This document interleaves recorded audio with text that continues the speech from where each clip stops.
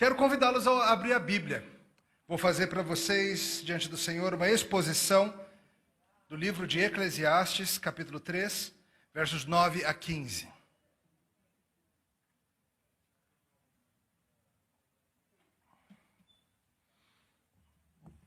Eclesiastes 3, de 9 a 15.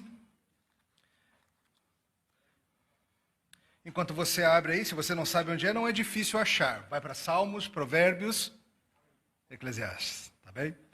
Esse livro, queridos, Eclesiastes, é muito recompensador para todo aquele que se dedica a gastar um tempo de fato investigando. Hoje a gente vai pegar um trechinho desse livro escrito por Salomão, o sábio rei Salomão, que é particularmente útil para o nosso assunto aqui da semana, essa questão de sermos feitos à imagem de Deus.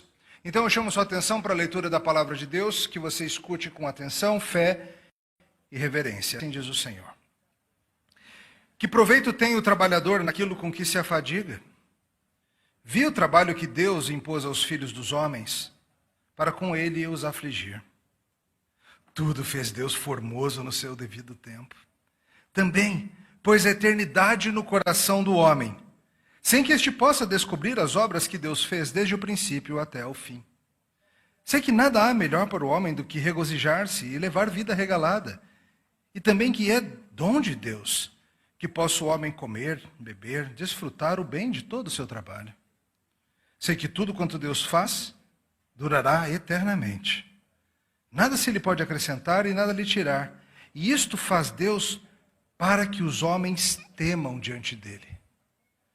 O que é já foi, o que há de ser também já foi. Deus fará renovar-se o que se passou. Até aqui a palavra de Deus. Vamos orar? Senhor, nós agradecemos por ter nos dado o livro de Eclesiastes e por hoje, nessa noite, podermos desfrutar da exposição da Tua palavra, que é viva e eficaz. Nós sabemos que esse livro é afiado e que ele corta. E nós pedimos que nos corte, Senhor, assim como pedimos que nos sare também. No nome de Jesus. Amém. Existe um livro interessantíssimo chamado Os Beatles e o Evangelho. Veja, não é um livro dizendo que eles eram secretamente cristãos, não, tá? Não é isso. Mas a ideia é que os Beatles, aquele famoso conjunto inglês, conjunto musical, que eles eram evangelistas. Daquilo que eles julgavam ser boas novas. Daquilo que eles julgavam ser um caminho para a boa vida, para a paz que o coração busca. Não evangelistas do Evangelho de Jesus Cristo, mas homens que por meio da sua música e comportamento queriam dar um direcionamento para a vida. E nisso os Beatles foram revolucionários. Eles modificaram a forma pela qual o público apreende o seu pensamento por meio de produtos da cultura popular. As muitas bandas que vinham antes deles haviam, é claro, influenciado os costumes, a moda e o pensamento em algum nível. Mas com os Beatles começou um fenômeno interessante. A partir de um momento da sua carreira, eles conscientemente se deram conta que as pessoas estavam buscando nas suas músicas direcionamento para a vida, para saber como andar. Música popular, os artistas se tornaram, daquele tempo em diante, fontes respeitáveis para dirigir a vida. Hoje você vê, né, e artistas sendo entrevistados sobre todo tipo de assunto. Covid, política externa, política financeira, terremoto não sei aonde, e lá está um artista dando entrevista. E você pensa, mas por quê? Por causa disso. Porque de um tempo para cá tornou-se comum essa ideia dos artistas serem gente que de alguma maneira encontrou o caminho para viver. As pessoas começaram a analisar as letras dos Beatles como algo sendo muito mais do que simples diversão. A idolatria ao grupo foi acompanhada de um desejo de receber cada novo álbum, cada nova música como escritura. Eles começaram a mais conscientemente fazer as suas letras de forma que dirigissem as pessoas a pensar sobre o amor, sobre a vida, sobre a liberdade, sobre a guerra. Se tornaram cada vez mais intencionais nisso. O autor do livro diz assim: ninguém achava que as visões de Elvis acerca de a morte, o sexo, a religião e a política seriam tão inspiradoras como o seu gingado. Chuck Berry contou grandes histórias nas suas músicas, mas, de novo, ninguém achava que Chuck Berry sabia o segredo do universo. Mas a partir dos Beatles isso mudou. Eles tornaram-se evangelistas de um evangelho. Suas músicas traziam mensagens que, ao mesmo tempo que traziam algum tipo de consolo para o coração caído, apontavam para coisas que pareciam ser superiores. Um exemplo: a deliciosa canção All You Need Is Love. Tudo que você precisa é de amor. Isso não soa exatamente como o tipo de coisa que vai curar o mundo? Tudo que você precisa é amor. Temos boas novas. O mundo pode se juntar e consertar as coisas por meio do amor. Mais amor, por favor. E esse evangelho ganha adeptos a todos os dias. Em dezembro de 2009 foi feito um vídeo interessantíssimo. Você acha com facilidade no YouTube. Pessoas de 156 países cantando essa mesma música. All You Need Is Love. Tudo que você precisa é amor. E o vídeo foi editado de uma maneira genial. A música vai seguindo e as pessoas no mundo inteiro vai mudando de país para país, cultura para cultura, grupo étnico para grupo étnico. E o evangelho de amor dos Beatles está em todo o planeta. Mas a minha pergunta para você é: por que uma mensagem feita por homens brancos ingleses da década de 60 pode tomar conta de corações de gente do mundo inteiro? Porque há verdade na mensagem deles. Não a verdade completa. A verdade misturada com erro. Mas há algo que soa verdadeiro e ecoa aqui dentro do peito. De fato, é amor que vai mudar o mundo. Mas não o amor aqui horizontal. Um amor que vem de cima. Veja, as pessoas são inerentemente religiosas. E esse é o tema de hoje. As pessoas buscam nas coisas criadas as sementes e os caminhos para voltar a uma paz, a uma inocência, a uma plenitude que foi perdido na queda. E todo ser humano sabe que isso foi perdido. Deus fez um mundo em que, após a queda, nós percebemos a sua majestade, ao mesmo tempo que rejeitamos o Deus que fez tudo. E hoje, Eclesiastes vai te ensinar por que seu coração arde por algo que vai além desse mundo. Hoje você vai entender, em resumo, que Deus colocou a eternidade no coração do homem para que nós o temêssemos. Mas em nossa rebeldia nós só encontramos frustração. A gente vai ver isso em 3 partes. A primeira delas é dizer que Deus pôs eternidade no coração humano. Começa comigo de novo a partir do verso 9. Diz Salomão: que proveito tem o trabalhador naquilo com que se afadiga?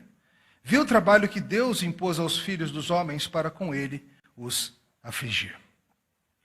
Este trecho vem logo após um dos mais conhecidos do livro de Eclesiastes, aquele que diz: há tempo para tudo debaixo do sol. Salomão começou a lidar com a ideia de que se há tempo para tudo debaixo do sol, se há tempo para plantar e tempo para colher, tempo para rasgar e tempo para coser, tempo para tudo debaixo do sol, como que a gente vai andar?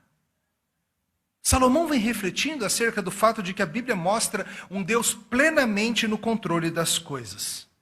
O fato de sabermos que é Deus quem nos dá estações e épocas da vida não significa, entretanto, que Deus vai deixar claro para a gente o significado de cada coisa, a razão de cada vírgula e a explicação de cada fato.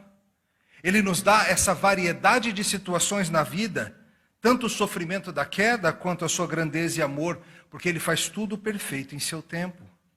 E nisso, a Bíblia nos diz, no verso 11, que tudo fez Deus formoso no seu devido tempo, e também pôs a eternidade no coração do homem, sem que se possa descobrir as obras que Deus fez, desde o princípio até o fim.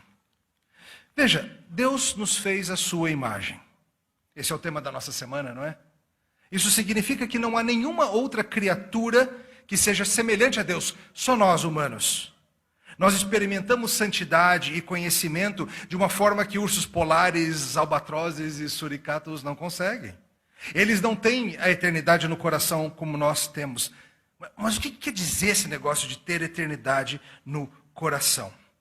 Um comentarista diz assim: o autor quer dizer que Deus estabeleceu no homem um impulso que o leva além do temporal em direção ao eterno. Está em sua natureza não se contentar com o temporal, mas romper os limites que este traça ao seu redor, para escapar dessa prisão e dessa inquietude em que ele é mantido. E no meio das mudanças incessantes no tempo, se consolar dirigindo o seu pensamento para a eternidade. O que esse autor está dizendo, é o que você encontra em muitos comentaristas, muitos estudiosos, é que o ser humano tem dentro de si o que a gente chama de desejo da eternidade. Uma fome, uma sede, um anseio que nós temos por algo que seja transcendente, que vá além das experiências e dos relacionamentos que nós temos neste mundo que nós sabemos que é quebrado. A ideia é que Deus, ao fazer esse mundo, colocou no coração de cada ser humano esse senso de que esse mundo não é tudo e de que é necessário algo superior para trazer paz para a gente. Nós temos apenas fragmentos disso.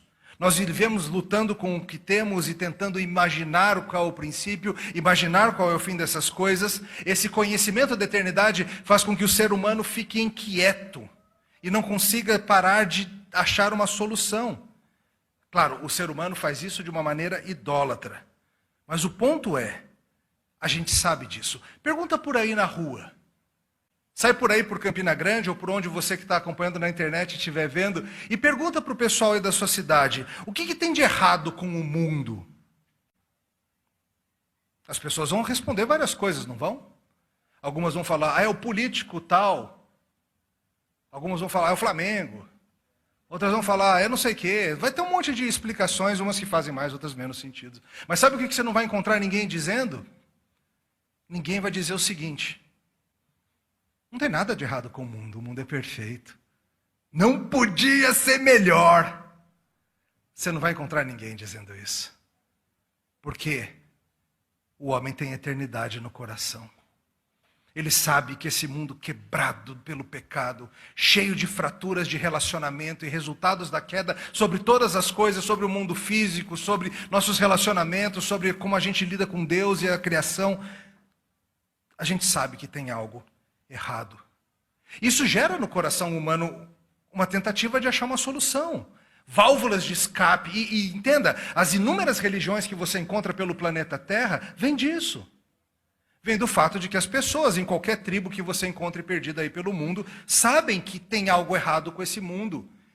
E criam suas próprias religiões idólatras para tentar resolver isso. Um missiólogo, um missionário chamado Don Richardson, talvez alguns de vocês tenham ouvido falar, ele escreveu alguns livros muito interessantes sobre essa ideia. Em português o livro se chama O Fator Melquisedeque, mas em inglês o nome dele é Eternidade nos Corações, vindo aqui de 3:11. A ideia dele surgiu quando foi morar numa tribo como missionário, a tribo Sawi, na Papua Ocidental, hoje é a região ali da Indonésia. Ele, sua esposa e seu filho de 6 meses chegaram para conhecer a tribo e morar com eles. Eles tinham enorme dificuldade para comunicar o evangelho, enorme. Ele contou a história de Jesus e o pessoal achava Judas o máximo. Já pensou um negócio desse? Judas deve ser o herói, né? Por quê? Porque naquela sociedade, ser esperto, ser enganoso, ser dissimulado era uma vantagem. E as pessoas eram treinadas para ser assim. Porque era por meio do engano e da traição que eles conseguiam vencer as outras tribos. E conseguiam carne para os seus banquetes canibalísticos. Jesus era visto como o trouxa da história. Quem iria querer seguir um homem que é enganado por um dos seus próprios amigos? Don Richardson estava em dificuldades. Com o tempo começaram a haver brigas e briga feia entre as aldeias, e os missionários decidiram que iriam embora se não houvesse paz entre as tribos. O pessoal gostava da presença dos missionários, apesar de tudo, traziam auxílio médico, traziam várias coisas, resolveram estabelecer a paz. Então aconteceu um ritual muito interessante. Uma tribo enviou um dos seus nenéns para ser criado pela outra tribo e vice-versa. E a ideia era que essa demonstração de boas intenções, significada, simbolizada pela entrega de um filho, serviria de um sinal de paz. Se alguém está disposto a entregar o seu próprio filho, então é alguém confiável, querendo de fato que haja paz. Pimba! Acendeu a luz da cabeça do Don. Ele achou uma ponte para ele comunicar o evangelho. Mostrar que eles, humanos, estavam em guerra com Deus e Deus em guerra com a humanidade. Mas que o próprio Deus havia enviado o seu filho para que houvesse paz. Os missionários não sabiam, mas a própria chegada deles com um filho pequeno havia sido entendido como um sinal de paz pela tribo. E Richardson começou então a colecionar histórias como esta, e escreveu alguns livros, e a ideia dele é essa, é esse princípio que Salomão está dizendo, de que qualquer cultura da terra, na sua religiosidade, vai ter algum elemento da verdade. Veja, são falsas religiões, mas não tem como ser completamente falsa, porque somos imagem de Deus com a eternidade no coração. Então toda religião tem uma ponte ou várias pontes que nós podemos usar para trazer e comunicar o evangelho. A gente precisa corrigir várias coisas, a gente precisa suprir muita informação, e por favor não ache que eles são crentes de outro nome, são pagãos, não estão adorando o Deus verdadeiro. Mas eu quero que você veja que há um impulso no coração para lidar com as coisas do jeito que estão. O próprio Richardson, no seu livro, às vezes acaba indo longe demais, então quero que você seja cuidadoso se você pegar para ler, tá? Ele sugere, por exemplo, que a doutrina da Trindade estava em algumas tribos já, e na verdade, algumas coisas só a revelação de Deus traz. Mas o princípio vale. Deus colocou a eternidade em nossos corações, mas de uma maneira tal que não permite que conheçamos o começo e o fim das suas obras. Deus permite que a gente fareje que tem alguma coisa, mas de um jeito que sozinhos, por nós mesmos, nós não conseguimos entender a figura completa. Esse é o nosso primeiro ponto. Deus pôs eternidade no nosso coração. Se por um lado nossas religiões humanas criam e refletem aspectos da verdade, há uma outra maneira pela qual isso aparece também, por meio das nossas criações culturais, por meio de interagir com as coisas boas do mundo e respondermos com as nossas próprias criações. E assim a gente vai para o nosso segundo ponto hoje. O ser humano busca exercer e experimentar a eternidade por meio das coisas criadas. Olha os versos 12 e 13, o que Salomão diz. Sei que nada há melhor para o homem do que regozijar-se e levar vida regalada, e também que é dom de Deus que possa o homem comer, beber e desfrutar o bem de todo o seu trabalho. Salomão fala acerca de saber que nós, como imagem de Deus, temos como uma parte muito boa da vida, de fato, aproveitar as coisas boas que Ele colocou nas nossas mãos. E nós devemos nos ocupar, sim, com as coisas boas que este mundo nos oferece, em gratidão ao Senhor. Antes, mais cedo no livro, se você pegar para dar uma lida, você vai ver que Salomão, havia falado sobre como o trabalho e os simples prazeres da vida podem ser frustrantes. Mas aqui ele vira e diz, ao mesmo tempo que é frustrante, é importante aproveitar essas coisas. Com a perspectiva eterna de que Deus nos fez para a eternidade, a gente pode aqui nesse mundo receber coisas boas também.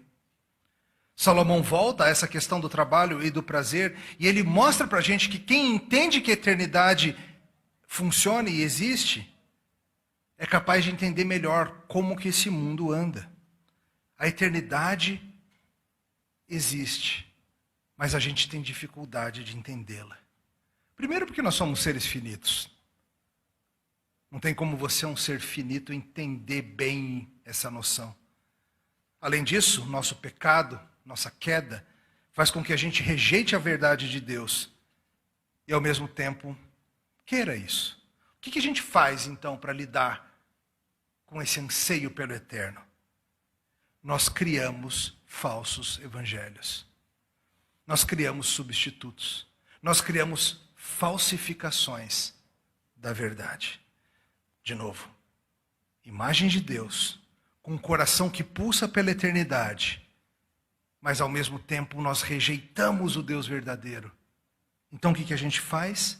A gente inventa algo para pôr no lugar. É isso que a gente faz com as religiões, mas é isso que a gente faz também, queridos, com os nossos produtos culturais, com os nossos filmes, com as nossas histórias, com os nossos rituais, com as nossas canções, com as nossas histórias em quadrinhos. Cada movimento artístico e filosófico da história humana tenta lidar com essa eternidade que está dentro do coração, ao mesmo tempo em que tenta abafar a verdade de Deus, detendo a verdade pela injustiça, nos termos de Paulo em Romanos 1, 18 em diante. Nós queremos liberdade, mas queremos uma liberdade fugindo de Deus. Nós queremos amor, mas amor do jeito que a gente o define. Queremos beleza, mas sem ter o Criador como referencial, nós mesmos trazendo a referência. As criações humanas são feitas por pessoas criadas à imagem de Deus, corrompidas na queda, e isso vai aparecer em toda parte. E é por isso que qualquer escola de filosofia que você estudar, qualquer obra de arte que você pegar para ver, mesmo as de qualidade muito duvidosa, você vai encontrar algum resquício, que seja resquício, da criação divina. Elementos que apontam para Deus e que pode ser usado por você, crente, como uma ponte de contato. Um autor chamado Ted Turnal, que escreve muito sobre essa questão da cultura popular e a Bíblia, ele fala o seguinte, que quando a gente ouve as criações da cultura ao nosso redor, é que nem você tentar ouvir uma rádio sintonizada em duas estações ao mesmo tempo. Vocês ainda ouvem rádio? Ou só podcast, coisa e tal? Bem, quem ouvia rádio antigamente sabe que às vezes você está ali no rádio, né? E às vezes você meio que sintoniza uma, mas tem duas. Tem ao mesmo tempo um jogo do São Paulo passando vergonha de novo, e uma entrevista ou alguma coisa acontecendo, e você fica assim, que estranho isso aqui. E o Turnal fala o seguinte, o que a cultura popular traz para a gente é como se fosse duas rádios ao mesmo tempo. Só que a segunda rádio está usando a programação da primeira para tentar abafá-la. Como é que é? É isso. A humanidade se vale dos dons de Deus, se vale da criação de Deus, se vale da mente maravilhosa que Deus deu, da criatividade humana, da beleza e da imponência do mundo, se vale de toda essa maravilha que é a programação da rádio de Deus. E o que a humanidade faz com isso? Tenta dizer que Deus não existe. Mas ao mesmo tempo que ela tenta dizer que não existe, porque ela está usando originalmente a programação de Deus, acaba aparecendo algo da verdade. Por favor, entendam que apologética e evangelismo precisam se valer disso. Apologética e evangelismo são dois lados da mesma moeda, costumo tratar assim. E é muito interessante, por exemplo, o apóstolo Paulo, lá em Atos 17, ele se vale das vozes culturais. Ele pega o pensamento de filósofos e de artistas da época grega e ele pega que nem se fosse isso, uma rádio transmitindo algo um pouco estranho, e ele sintoniza, ele ajusta, ele põe no lugar.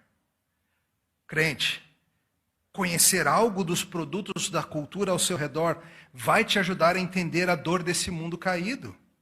Por favor, entenda, eu não estou chamando você a violar sua consciência, não pense isso. Mas uma boa dose de realidade por meio de entender os filmes e a música deste mundo, e talvez os seriados e a literatura do seu tempo, vão te dar vários efeitos positivos. Para começar, não vai deixar que o seu coração cristão zombe da dor e da escuridão dos descrentes. Espero que te mova em compaixão para as almas perdidas. Segunda vantagem, vai te fazer apreciar ainda mais o que você recebeu. Porque vai te fazer ver que você também estaria em trevas se não fosse o Senhor acendendo a luz do seu coração. E além disso, vai te ajudar nisso, a construir pontes. Que nem Paulo fazia, que nem o Don Richardson percebeu que podia fazer. Você vai perceber que as obras da cultura ao seu redor estão clamando por eternidade. Mas de um jeito que não consegue discernir nem o começo e nem o fim disso tudo. Mas procuram. Voltando aos Beatles. Steve Turner, o autor daquele livro, nos mostra uma relação interessante de como os produtos culturais servem para lidar com tudo isso. Veja, a tradição dos xamãs, já ouviu falar dos xamãs? Está muito envolvida com a música.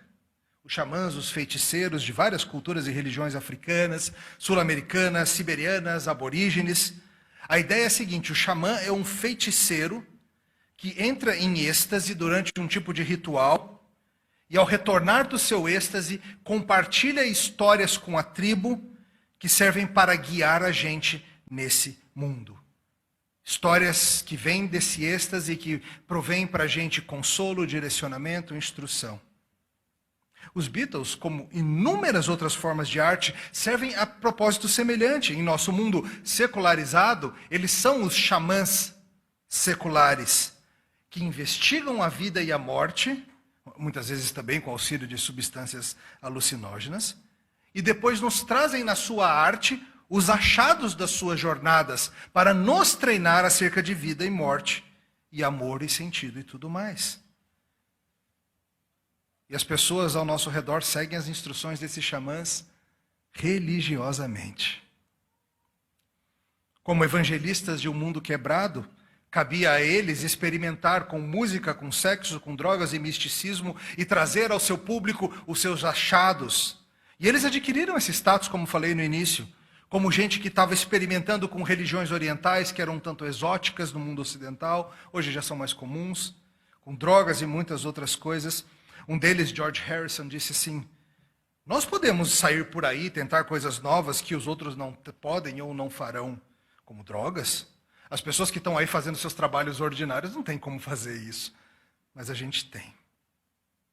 Mas, por favor, entenda, isso não se limita aos Beatles e a um certo grupo etário ou uma certa fatia da população. Isso se aplica a todos nós. Quem nunca se lembrou de uma música ou de um filme num momento de decisão? Talvez um dia que você teve que tomar uma decisão de coragem, você lembrou de um filme desses que você assistia. E você falou assim: eu vou fazer isso. Talvez você e a sua amada tenham uma música que é de vocês. Sempre que toca na rádio, vocês falam: é a nossa música. É aquela coisa bonitinha. Ou talvez tenha só aquela música proibida, né? A música que te lembra da sua amada. Toca na rádio, você muda rápido, porque agora vocês estão separados, ou qualquer coisa assim. Quem nunca, numa hora de frustração, num tempo de aperto, se lembrou de algo que aprendeu na cultura, de um livro ou de um seriado, ou viu um resultado de uma má decisão? Quem nunca se reconheceu num seriado de TV que você está assistindo, você está lá vendo, sei lá, Gilmore Girls, não sei o que vocês assistem, e você se reconhece, você fala assim: olha, sou eu todinha. Por quê? Porque nós aprendemos que a produção cultural serve para nos mudar e nos ajudar a tentar viver, seja para o bem ou para o mal. Isso está em nossa humanidade, está na nossa cultura, está em nós. E entenda que a humanidade vem criando evangelhos substitutos o tempo todo. O marxismo é um evangelho substituto. O secularismo é um evangelho substituto. As promessas de que nós conseguiremos encontrar paz, significado e amor mútuo sem ter que recorrer a nada divino, apenas aqui a esse mundo material. O hedonismo, a busca pelo prazer desenfreada, são evangelhos falsificados. Eles dizem: o problema do mundo é esse, a solução do mundo é esta. Sistemas e caminhos que prometem que vão trazer a saída para o nosso coração, que apagarão as dores do mundo e nos trarão sentido. E nós tentamos dar razão a essa eternidade e a revelação de Deus. E esse é o nosso segundo ponto a entender. A produção cultural ao nosso redor é uma tentativa de lidar com isso, de achar saída para as dores da vida do mundo quebrado. Uma vida que é assombrada pelo eterno. Descrentes sentem isso. Crentes sentem isso também. Com isso a gente entende melhor por que há tanta diversidade criativa nesse mundo. Porque nós estamos todos reagindo a algo em nosso coração. É por isso que tem arte em qualquer cultura da terra. É por isso que tem religiões em qualquer canto da terra. É por isso que tem o tempo todo pessoas tentando achar soluções para os problemas desse mundo. Nós somos ativamente redentivos, como costuma dizer o pastor Vadislau Gomes. Nós estamos tentando resolver esse mundo quebrado. Mas ao mesmo tempo em que a gente não consegue por nós mesmos, Deus deixa isso tudo ser frustrante, para que a gente entenda e veja que há pistas de algo superior. Essa insatisfação, ela é intencional. E assim a gente vai para o nosso terceiro ponto. Em Cristo, podemos entender o significado do mundo e aproveitá-lo de forma superior. Olha de novo versos 14 e 15.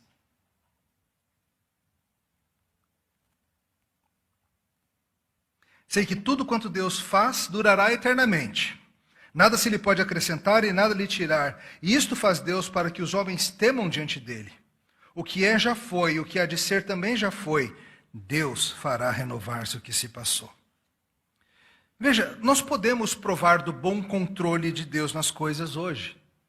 Quantas e quantas vezes na sua vida, irmão, você já se ficou frustrado com o timing das coisas e depois você aprendeu que era Deus controlando para o seu bem? Às vezes a gente não sabe direito porque as coisas acontecem, mas a gente sabe de quem vem. Veja, o verso 14 diz: o que Deus planejou permanece para sempre, e fez Deus assim para que os homens o temam. Foi Deus que elaborou o mundo desse jeito. Foi Deus que disse que haveria tempo para tudo debaixo do sol. E Ele faz você passar por essas diversas estações da vida, para que você perceba a futilidade da vida sem Ele e sem o seu cuidado. Deus fez esse mundo ser assim, intencionalmente Ele deixou esse mundo quebrado ficar assim, fraturado mesmo. Ele não permitiu que as suas pegadas fossem apagadas desse mundo, que as suas digitais fossem borradas e que a sua memória fosse esquecida. Mas Ele mantém o mundo frustrante, para que você acorde, para que você veja que isso aqui não é tudo, para que você veja que isso aqui não é o céu ainda.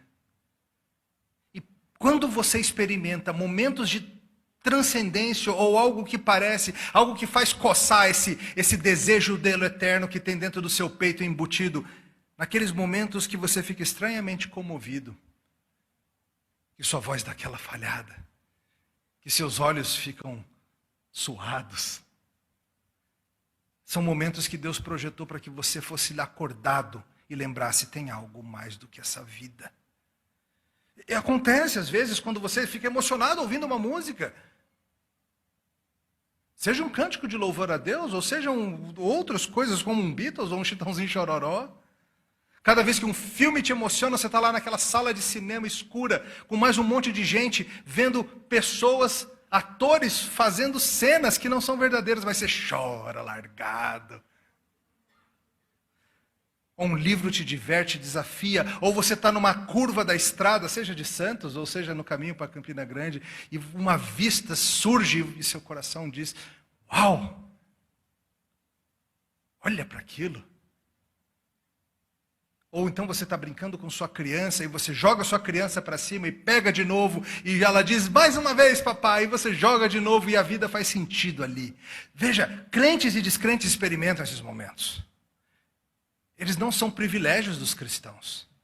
Eles são momentos projetados por Deus para que a gente venha a temê-lo. Algo ecoa aqui dentro e todas essas experiências deveriam ser experiências para te levar em direção ao Criador. É desacato e idolatria não fazê-lo. O mundo foi criado para nós termos uma visão do Criador que encheu o mundo da sua glória, que fez os céus para refletirem a sua glória. E falta-nos muitas vezes o encanto de vê-lo como crianças veem. Os tempos determinados, a eternidade no coração foram projetados para que você dobrasse seu joelho rebelde diante de Deus. Para que você percebesse a sua finitude, ao mesmo tempo em que teu coração te impulsionasse para esse Deus. Quando você se assombra com esse mundo, você faz uma breve prece. Você fala: obrigado, Senhor, por esse sabor, por essa vista, por essa pessoa, por essa gargalhada, por esse momento que o Senhor está me dando. Obrigado, Senhor. A história do grande C.S. Lewis é muito interessante e aponta para isso tudo que eu estou falando. Sua história é interessante: ele era um descrente, longe de Deus. No livro Surpreendido pela Alegria, você pode encontrar o detalhamento disso tudo, que eu vou trazer um pequeno resumo. Lewis teve na infância um primeiro contato com uma beleza que ele não sabia explicar. A gente sabe, a eternidade no coração, mas ele não sabia. Foi vendo um jardim miniatura feito pelo seu irmão e algo ecoou no seu coração. Ele tinha 6 anos de idade. Mas aquela sensação de assombro se tornou uma doce lembrança que ele buscou a vida toda. Certa vez, lendo uma história sobre um esquilo, algo mexeu com ele. Na sua juventude, ele começou a amar histórias de ficção e poesia épica e encontrava nas belas lendas de tempos fantásticos, algo do anseio e do regozijo que reconhecia e fazia seu coração cantar. Às vezes em paisagens montanhosas, às vezes em certas interações, ele descobria essa alegria. E essa alegria vinha e batia e fazia alguma coisa no coração, fazia uma curva aqui dentro, mas ao mesmo tempo que acionava, sumia. No momento em que ele tentava agarrar essa alegria, era que nem tentar segurar neblina, sumia na mão dele. Lewis serviu nas trincheiras da Primeira Guerra Mundial, do lado britânico, viu coisas horríveis, e tudo isso o fez cada vez mais considerar o Deus da Bíblia, se seria verdade ou não. Conversas com outros cristãos, como por exemplo o famoso Tolkien, o levaram a considerar melhor essa coisa toda, particularmente uma conversa que foi até 3 da manhã. Essas conversas que vão até 3 da manhã às vezes acontecem, né? E Lewis escreveu sobre isso assim: se encontra em mim um desejo que nenhuma experiência deste mundo pode satisfazer, a explicação mais provável é de que fui criado para um outro mundo. Os livros ou a música onde pensamos estar essa beleza nos trairão se confiarmos neles, pois eles não são a coisa em si, eles são apenas o aroma de uma flor que não encontramos, o eco de uma nota que ainda não ouvimos, notícias de um país que nunca visitamos. Lewis descreveu muito bem o que Salomão está dizendo. Deus colocou essa eternidade no coração do homem, e cada pessoa nesse mundo tem vislumbres disso aqui e acolá. Salomão explica: eu sei que Deus fez as coisas serem assim, para que o homem venha a temê-lo. E tem sido assim em toda a sua vida, meu caro. Nas coisas boas, nas coisas complicadas, nos tempos de rasgar e nos tempos de coser, nos tempos de se alegrar e nos tempos de chorar de luto, nos tempos de amar e nos tempos de abraçar, nos tempos de derribar. Deus tem feito uma tapeçaria que serve para que você se volte para Cristo. No verso 15 ele fala: o que é já foi, o que há de ser também já foi.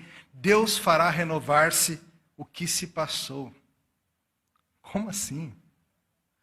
O Deus eterno planejou o mundo de maneira perfeita e assombrosa. E se antes Salomão vinha falando sobre o ciclo da vida e sobre como tudo é mesmice, tudo é tédio, tudo é repetição, aqui ele começa a falar para a gente que, na verdade, o mundo só parece sem sentido e repetitivo se a gente olha daqui de baixo do sol. Se a gente tem essa perspectiva da eternidade, se há de fato uma âncora que prende a gente lá no eterno, então a gente pode ter certeza de que tudo que parece que vai virar fumaça, no final das contas, Deus está renovando o que ficou para trás. Apocalipse nos diz que Deus está fazendo novos céus e nova terra. Eu não sei se a gente vai entender a história de todas as coisas que se passaram conosco. Talvez não, talvez sim, mas entenderemos mais e mais em adoração perene ao Senhor. A saída para a agonia do teu coração, que foi feito para a eternidade, que não encontra satisfação aqui embaixo. A solução, meu caro ouvinte, você que não segue a Cristo, a solução para esse aperto dentro de si, para essa mistura esquisita de sensações de que tem dia que parece que nada vale a pena, nada faz sentido, nada satisfaz.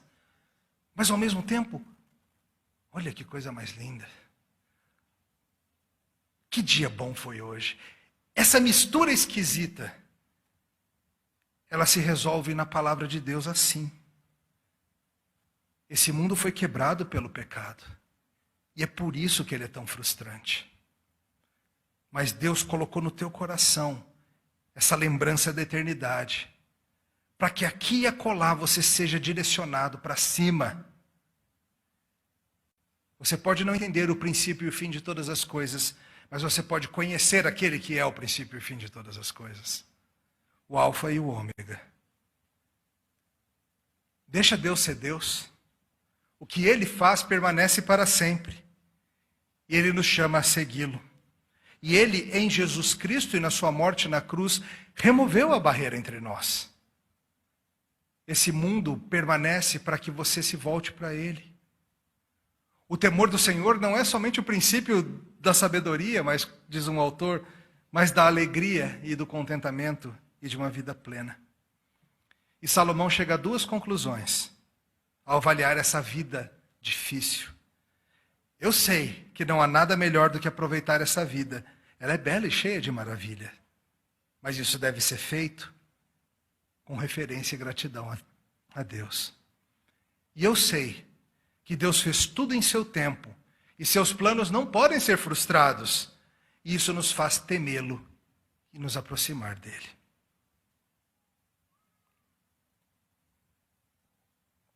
No começo falei para vocês que hoje veríamos que Deus pôs eternidade no coração do homem para que o temesse. E em nossa rebeldia nós só encontramos frustração. No ano de 69, os Beatles estavam esmigalhados.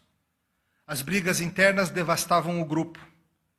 Eles já estavam há muitos anos sem fazer apresentações públicas. A união dos integrantes tinha virado vinagre. Os últimos discos haviam sido lançados sem apresentações públicas. Estavam para lançar um novo disco, um novo álbum chamado Let It Be. Estavam pensando se fariam ou não um show, um concerto em algum lugar. Não conseguiam entrar em acordo quanto à data, quanto ao local.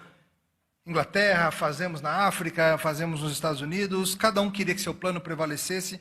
E a solução que aparece em vídeo, se você procurar por aí, foi muito simples e interessante.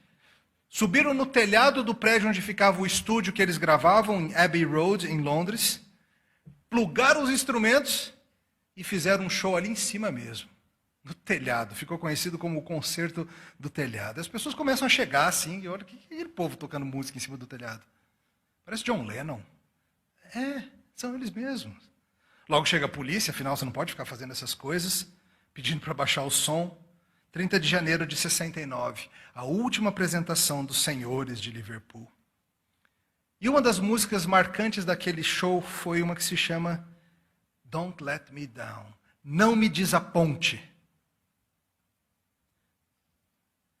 John Lennon que escreveu essa música para Yoko, sua amada, falando sobre o amor que ele tinha e a esperança que vinha desse amor, com um pedido desesperado, não me desaponte. Era tanto um apelo para sua mulher, quanto um apelo para suas drogas, não me desapontem. No fundo, queridos, isso é o que nós podemos esperar de todos os substitutos que nós criamos. Sejam as religiões que a gente inventa, sejam as obras de arte que a gente ama, sejam as filosofias políticas que a gente segue. Tudo que a gente pode fazer é olhar e pedir, implorando. Não nos desapontem. Mas hoje Salomão te diz com todas as letras, vai te desapontar. São vapor. Mas é um vapor planejado para que Deus te lembre que você é só um ser humano e Ele é eterno. No final das contas, qualquer coisa nesse mundo que você achar que é a fonte da vida, vai te desapontar. Eventualmente, toda e qualquer das coisas boas deste mundo vão terminar assim. Um concerto melancólico num telhado, um gosto agridoce que nos faz lembrar que havia algo melhor. Mas a boa notícia, querida, é que Ele está arrumando tudo. Ele está consertando tudo que foi quebrado e resgatando tudo que se perdeu. Ele está refazendo o mundo em seu tempo. A eternidade está em nosso coração e a gente clama pelo eterno. Para de se esconder, para de lutar. Há uma cruz no tempo e no espaço que serviu de palco para o grande concerto do amor de Deus no sacrifício do seu Filho Jesus. E Ele nunca desaponta. Vamos orar? Te louvamos, Senhor. Porque o Senhor não nos abandonou na nossa própria sorte, nesse mundo quebrado. Mas o Senhor providenciou o próprio Filho de Deus para abrir caminho de volta. Nessa noite pedimos que muitos que vêm andando e buscando satisfazer a eternidade em seus corações, em filosofias políticas, em religiões, em teorias diversas de todo que é tipo de coisa, numa vida dissoluta, ou no que for, que muitos se dobrem perante Cristo e encontrem nele a satisfação que o coração busca. Agradecemos porque o Senhor falou conosco um dia, porque a voz do Teu Espírito um dia abriu nossos corações para crermos, e nós Te louvamos. No nome dele, o Alfa e o Ômega, oramos. Amém.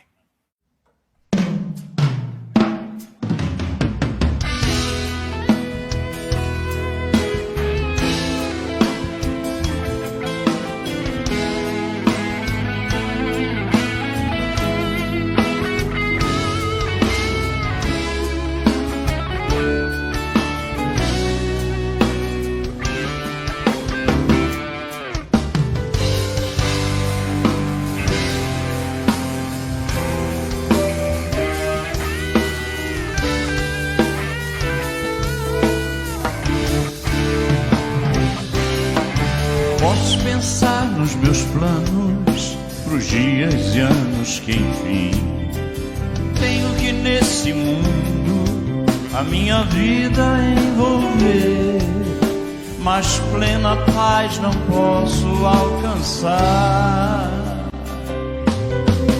Posso andar em caminhos que eu mesmo quis construir, posso fazer o que quero, agradando só a mim, mas plena paz não posso alcançar.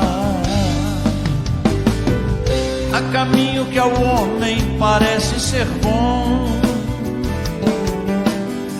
mas seu fim não é o melhor.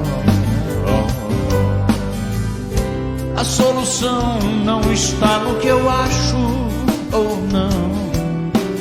Tenho que sem reservas, passo a passo seguir a Jesus.